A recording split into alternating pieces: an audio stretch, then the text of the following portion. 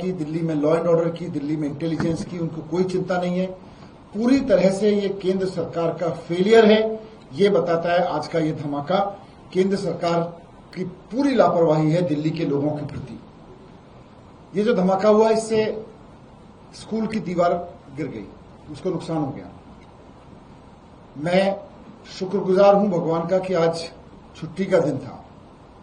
अगर यह हादसा स्कूल के दिन हुआ होता तो सोचो क्या होता और क्या गुजरती उन बच्चों पर जो अपना भविष्य बनाने के लिए वो नन्हे नन्हे बच्चे, मासूम बच्चे वहां पे पढ़ रहे हैं।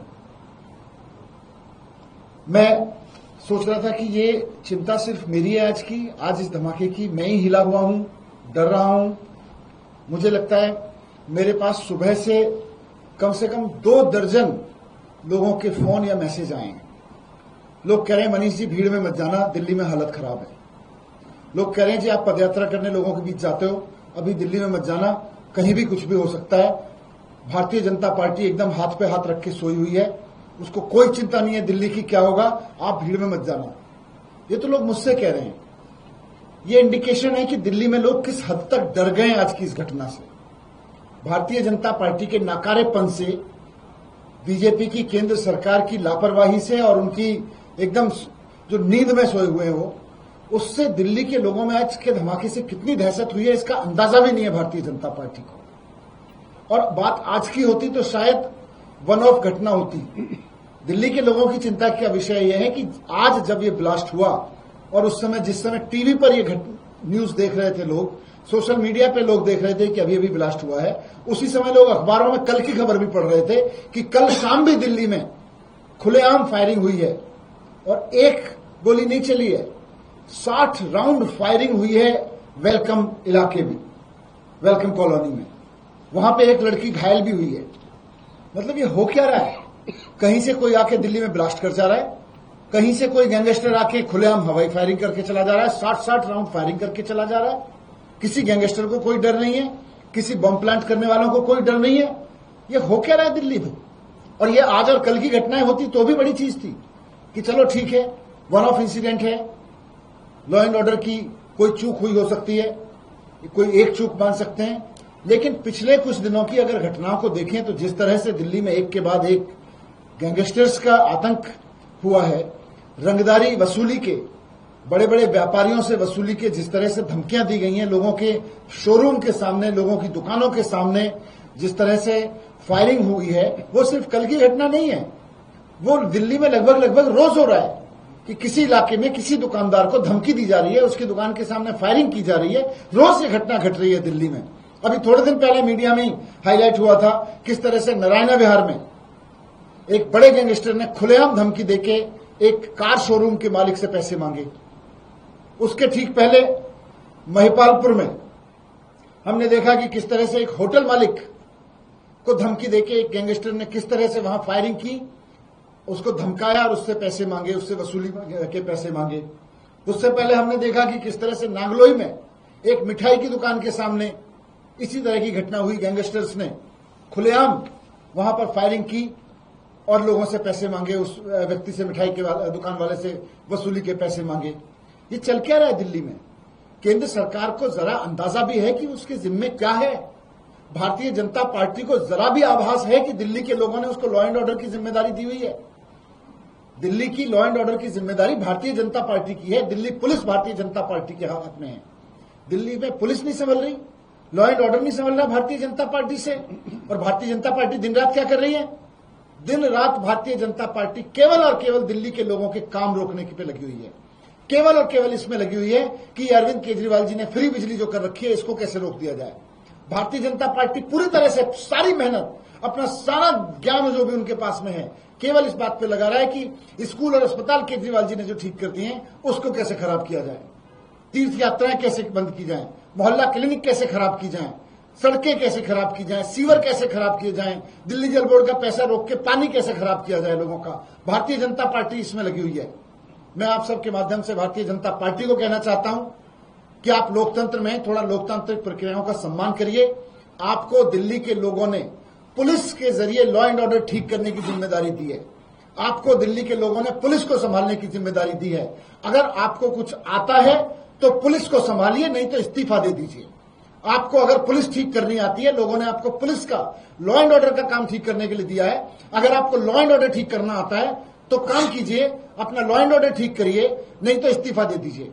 आप ये एजुकेशन के पीछे, हेल्थ के पीछे, पानी के पीछे, सड़कों के पीछे सारे काम को रोकने में लगे हुए हैं। उस काम पे अपनी टुच्ची राजनीति बंद करिए और आप सकारात्मक काम करिए, दिल्ली के लोगों के लिए काम करिए। दिल्ली के लोग इस वक्त डरे हुए हैं, दहशत है त्योहारों से पहले। शर्म करिए थोड़ी सी और लॉ एंड ऑर्डर को दुरुस्त करिए दिल्ली का, ऐसी घटना ना हो। दिल्ली को आश्वासन दीजिए। आप केवल यह आश्वासन देने में लगे हुए हैं कि हम आपका पानी नहीं आने देंगे त्योहारों पे, हम केजरीवाल की स्कीम रुकवा देंगे त्योहारों पे। आपका सारा बीजेपी का नेता, आपकी सारी बीजेपी की मशीनरी, आपकी सारी एजेंसियां, सारे इंटेलिजेंस सब इस पे लगा रखा है आपने कि केजरीवाल जी का काम कैसे रुकवाया जाए। मैं कहना चाहता हूं फिर से बीजेपी को कि समझ जाइए, दिल्ली खतरे में है, लॉ एंड ऑर्डर खतरे में है।